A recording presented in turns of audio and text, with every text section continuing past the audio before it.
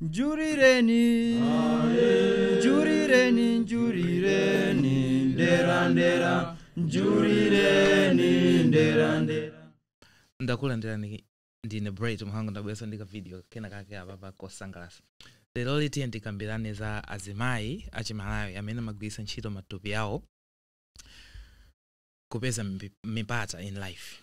Azimayi amene magwisa ntchito ziberekero zawo to get ahead in life. Let me set the scene here with okay, ndo yankhola chizungu ndiyena kuyankhola chichewa. Tiyambe ndinkhani imene inachitika ku Catholic University ku Blantyre ku Chilazulu kaya ku Blantyre kumene mzimayi wina ake wachichepere anayimbira foni aphunzitsi ake kunena kuti ndikuopa kulakwa mayeso kodi inuyo ndi ine sitingagonane kuti Mungu nditani Mungu ndikhozesa mayeso. Listen in ka video ka recording kake ndinako apapa. Hello? Yeah. All right. Uncle. No.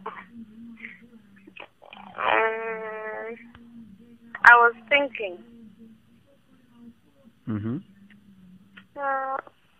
Please don't get me wrong.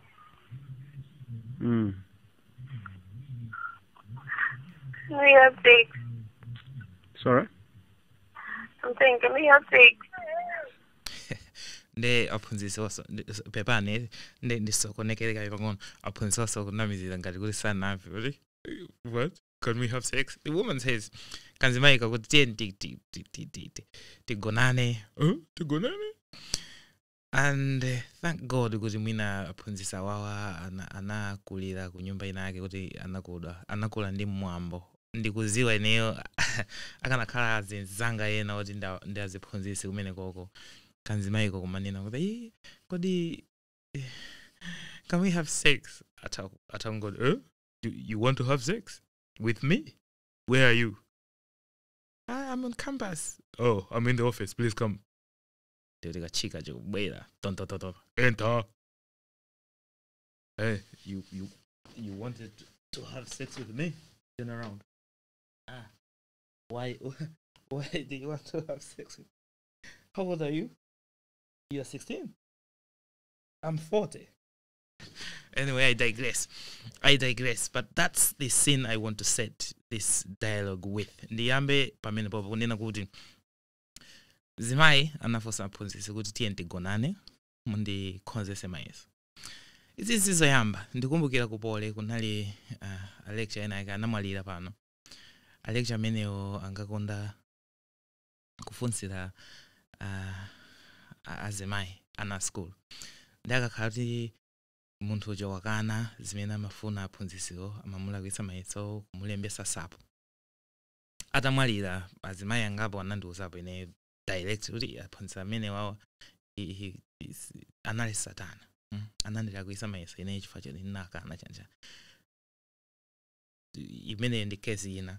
Nde kunalinso case ina yake ya ku police ku Lilongwe ija kuti big wa police anali ndi azimayi ambiri ku police ankanyengana kumapasa ndalama kaya angakwezana maudindo kumene koko chani.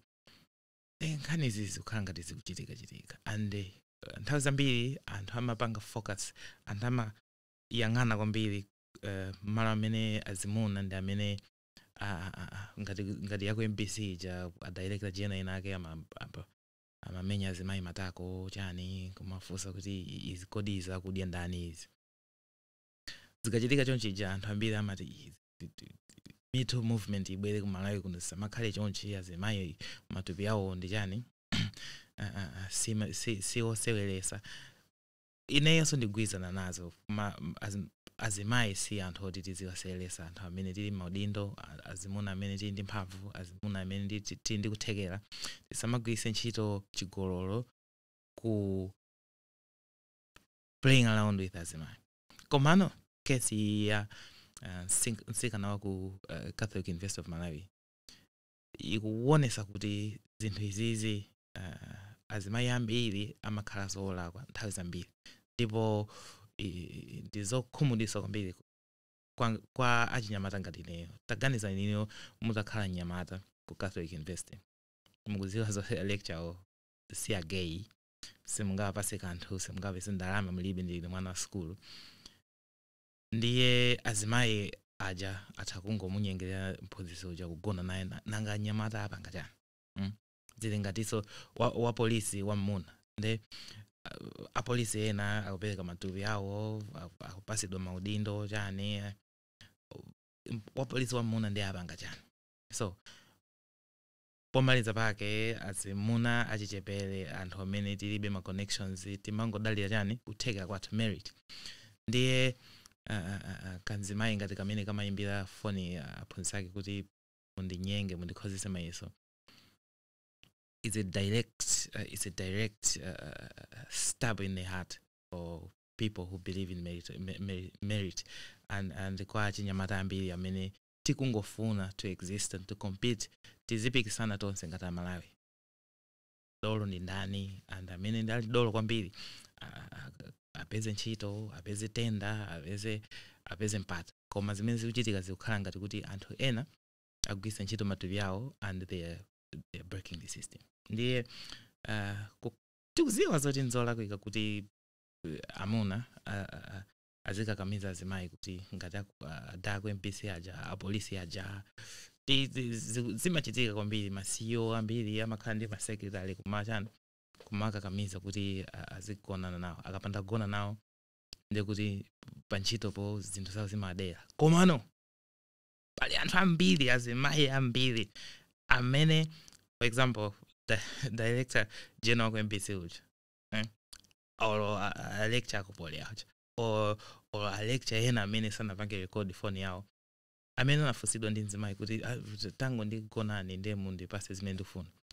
Anthu amene wo ali maofesi aliko ambiri, and it's only zimaoneka zonyasa zikakhala kuti zatulukira chonchi, and the victim is a woman. Komano kwa enafe zimatinyasa so kuti azimayi aziuza matupi yawo, aziuza ziberekero zawo to get ahead in life. Anthu enafe onyasa fe, anthu enafe opanda ma connections, anthu enafe amene sife magay fe, tekuti sitingapikisane nawo. And this is very painful. Ndizowawa kwambiri kwa achinyamata ifeyo. Anthu ngati amene wawa ndi anthu oti timadana nawo kwambiri. Komasa muone ma screenshot amene abwana ku polisi aja amakhala nawo ndi azimayi aja tipase ndalama ndakumisana asimkuti fasa attention. Nthawi zina amayambisa ndi azimayiwa ngati aphunzitsiwa, sikana uja ndi amene anawafunsa. Koma anthu amangopanga focus kuti anapangiranji kodi chani phone call imeneyo, sisabwino. Iyayi chinthu chonyasa kwambiri pamene popo sinali kuti aphunzitsi anapanga record phone ya mwana wa school.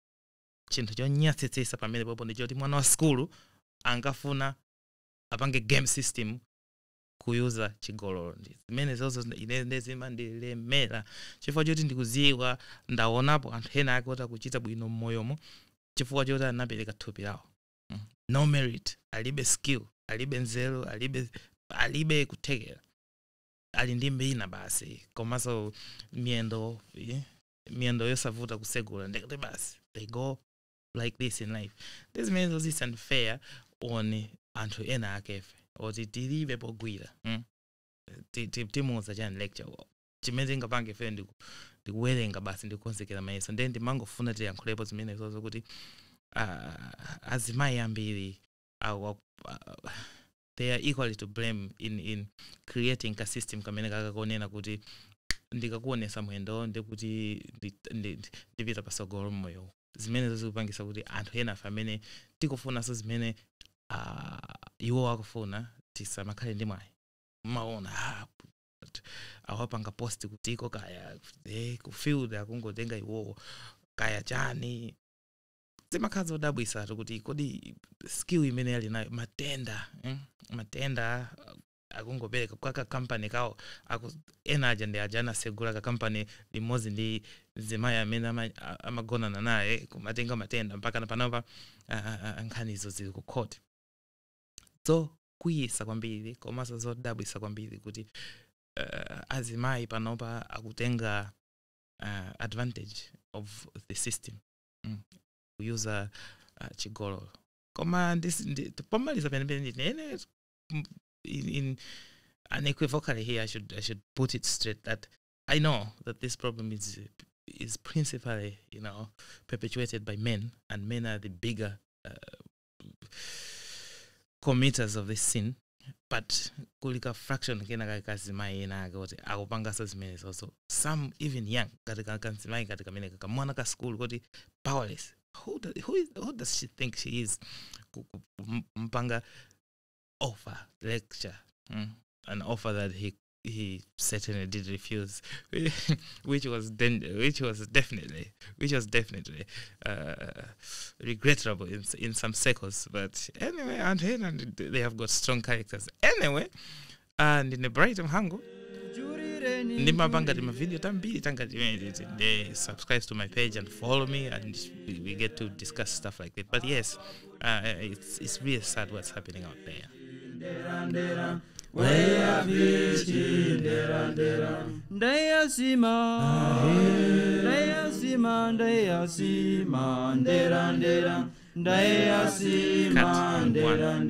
2.